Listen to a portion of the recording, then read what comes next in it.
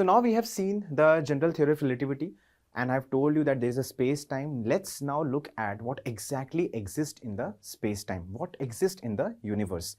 So lot of topics are in news. For example, the black hole is in news, the neutron star is in news, pulsars, magnetars, quasars, these topics are in news.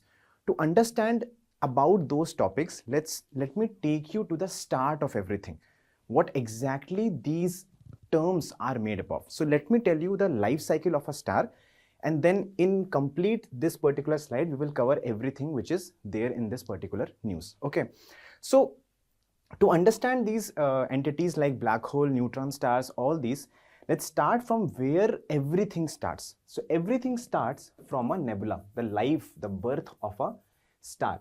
So what I'm telling you is how does a star, how does all these phenomena forms? Okay. So it starts from nebula. What is a nebula?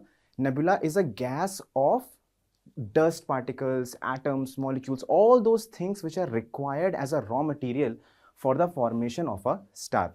It's the beginning of things. Nothing at all is happening. This particular gas cloud is floating across in the space, right? And it is waiting for some kind of trigger to happen. Okay. Now that trigger will allow the process to start. So for example, what is this trigger? For example, somewhere in the universe, a supernova happens. Okay. Now if a supernova happens, the blast or the energy which supernova is going to reflect, that might trigger the reactions in the nebula. The gases or the materials, the raw material within the nebula would start coming together. Okay. And this will be the beginning of the star.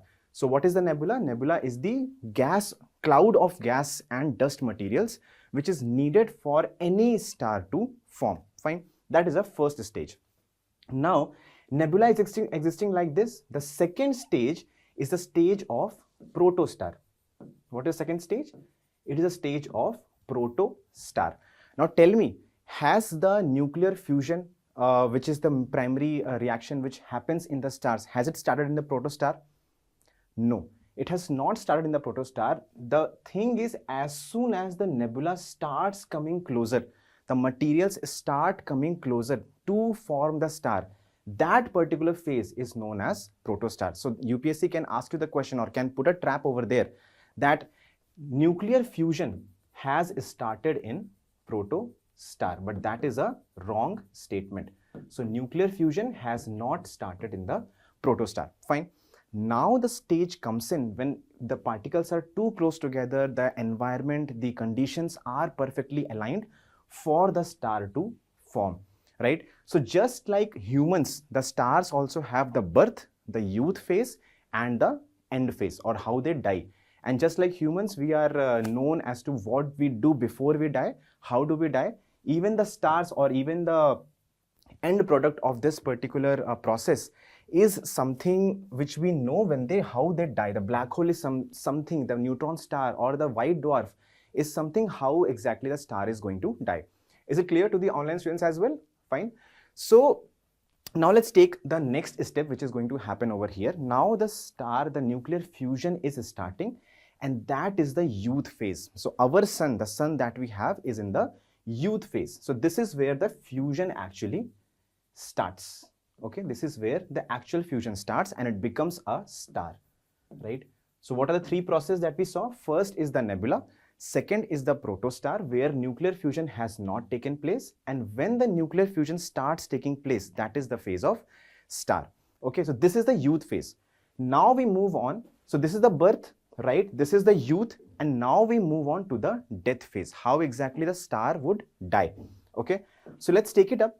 Now, depending on the actual mass which the star would have gathered or the mass with which the star would have started, there will be two routes that the star will take. First is the route of average star, and second is the route of supermassive star.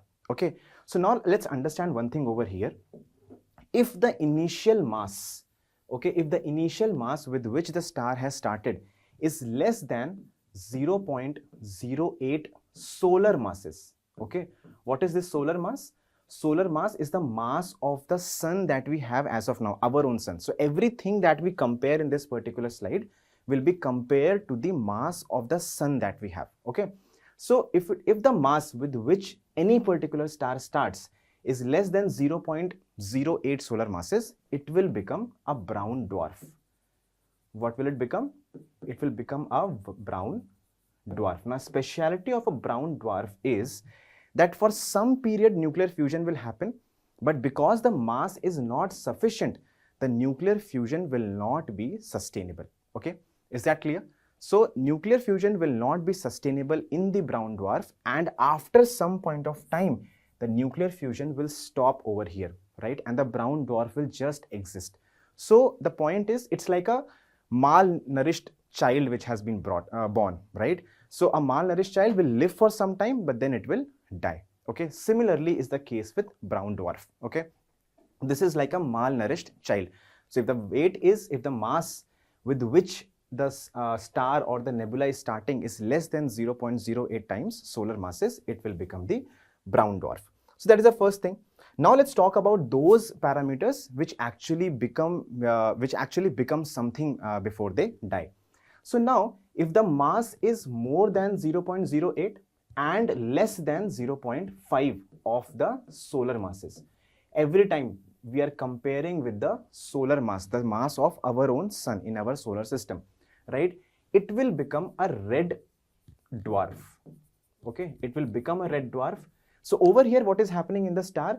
Nuclear fusion is happening. Basically, hydrogen, that is a fuel, it is getting burned, converting into helium atom, right? That particular thing is happening. Fine. Now, what happens over here is that the process, because this is so less a mass, the process of burning is so slow that it will keep on burning for almost infinite amount of time. So red dwarf is something which exists in the universe, but we don't know what exactly it will die down into, because the universe is not that old to understand where the red dwarf will lead us. Okay, so they burn for millions and millions and billions of years. Okay, so that is the first thing, that if the mass is between 0.08 to 0.5 solar masses, what will form at the end of it? It is a red dwarf, and it will stay like this. Obviously, it will die at some point of time, but then the universe has to grow to that age to see what exactly the red dwarf becomes. Correct? Second, now if the mass is more than 0.5, if the mass is more than 0.5 and ranges till 8 solar masses, okay? Now the second categorization is from 0.5 to 8 solar masses, right? It will become a red giant. It will become a red giant. So as the fuel starts ending in this particular star, okay, the first stage would be that it will start becoming a red giant. So basically the core, there will still be nuclear fusion happening, but some layers from the outside will start moving away because the hydrogen has emptied, the fuel has finished almost, and then the layers will start separating from the star. Okay, so the phase will be of red giant. Okay, now when this process, when the star dies even more, right, when it has left all the outer covering and only the core is remaining, that portion is known as planetary nebula. That portion is known as planetary nebula. All right. So what comes after red giant, when even this particular fuels gets finished off, right? A very small core will be left, okay, and the outer coverage, the cold outer coverage will leave the star, and it will become like a nebula again. Now this nebula can lead to formation of another star, okay, because it has all the materials which a star needs. So this nebula can also lead to formation of another star, but right now it is just spreading as a cold layer across the space. Fine. Now the core of it, which remains, becomes a white dwarf. White dwarf. Now there is a condition. It becomes a white dwarf. Now, but over here there is a condition. Now, as I told you, that this is what exactly? This is the total solar masses that we are talking about. So now I will introduce two terms. One is the total solar mass, and second, or the total mass of the star, and second is the core mass. Okay, second is the core mass, mass of the core. Fine. From here, core mass will decide what exactly it becomes. Fine. So if the star, it started with the mass between 0.5 to 8 solar masses, it can end up as a stable white dwarf given the core mass is less than 1.4 solar masses. Okay, did you understand this? Core mass, not the total mass. The core mass has to be less than 1.4 solar masses, and this limit is known as the Chandrasekhar limit. What is this limit? The Chandrasekhar limit. All right, you would have heard about it. Now, what is the meaning of this particular limit? The meaning is, if the core mass of the white dwarf becomes more than 1.5, now I'll tell you how exactly it becomes more than 1.5. If it becomes more than 1.5, this white dwarf will become unstable and it will lead to a supernova. It will blow away. Okay. For the white dwarf to be stable, the core mass has to be less than 1.4 of the solar masses, right? So that is one condition that you have to remember. Fine. Now keep this in mind. We'll move to the next thing. What is the next thing? Now this sun, if it has started with a mass more than 8 solar masses, okay? If it is starting with a mass more than 8 solar masses till 25 solar masses. Now again, I'm talking about the total mass.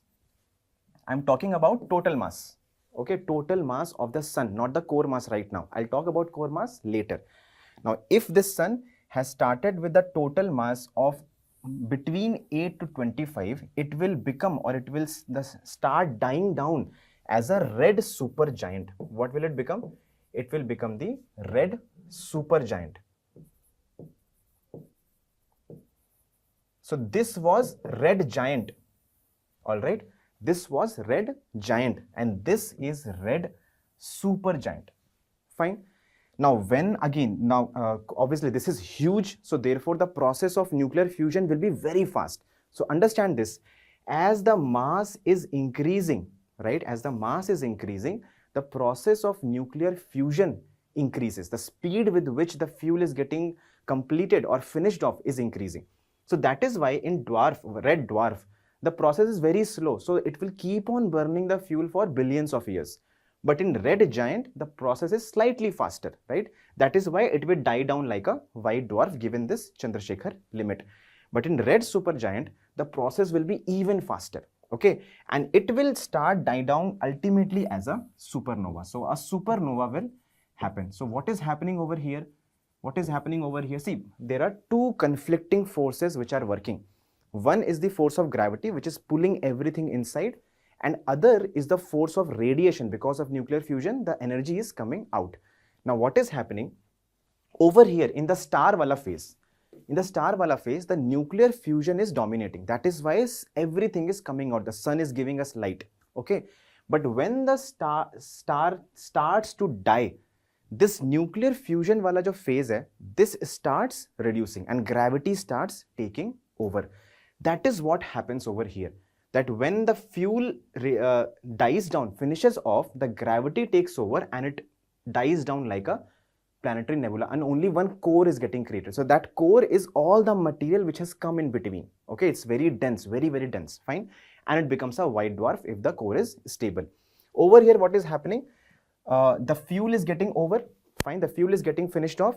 Now, because there is huge amount of mass, this is having mass less than 8 solar masses, but this is having a huge mass, 25 solar masses.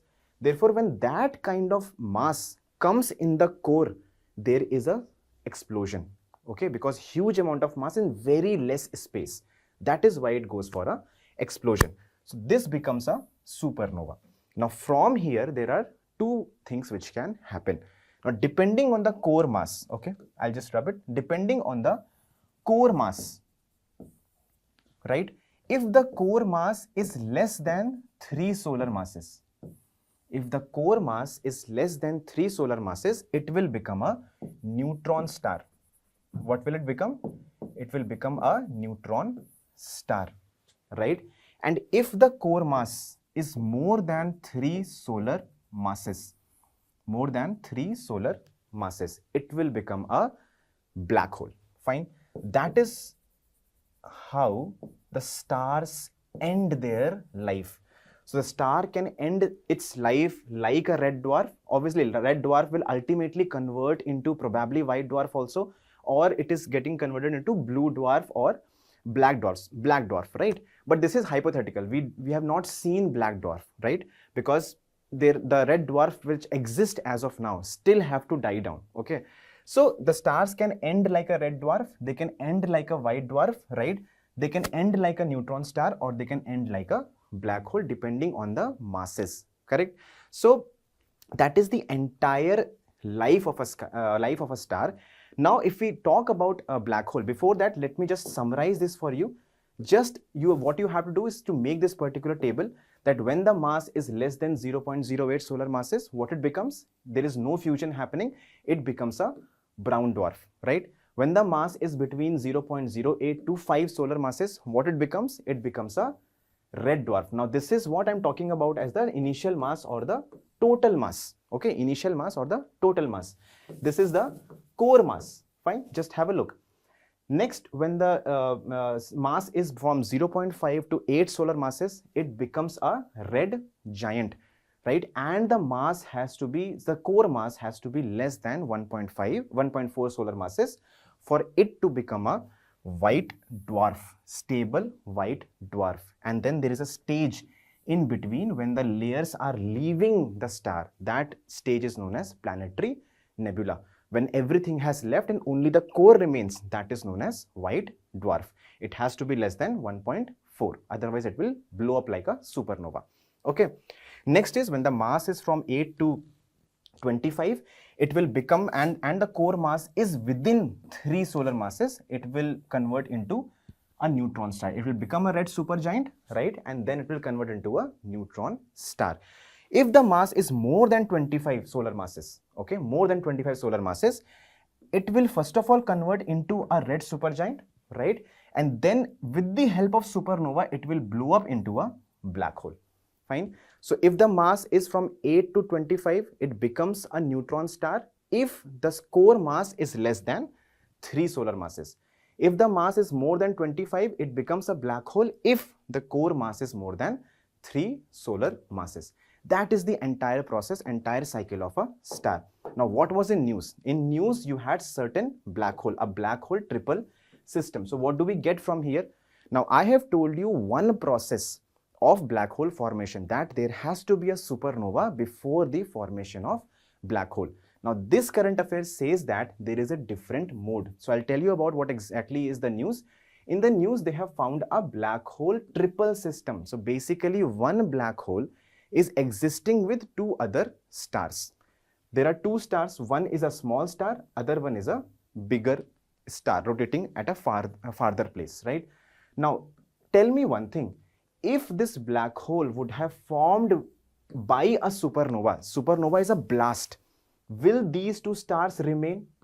If supernova would have happened before this particular black hole formed, will these 2 stars remain? Obviously not, because they will blow up like anything. The stars will blow up, right? Because black holes supernova is happening, huge amount of energy will be released, right? So that is why what the scientists are saying, that this particular black hole, because it is having these stars orbiting that particular black hole, probably it's a failed supernova. So this black hole is formed because of direct collapse.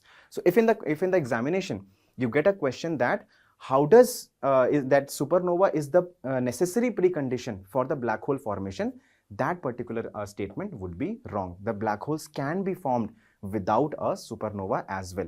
They can be direct collapse as well. That is how you use the current affairs in your static understanding. Okay, so let's move on to the next topic.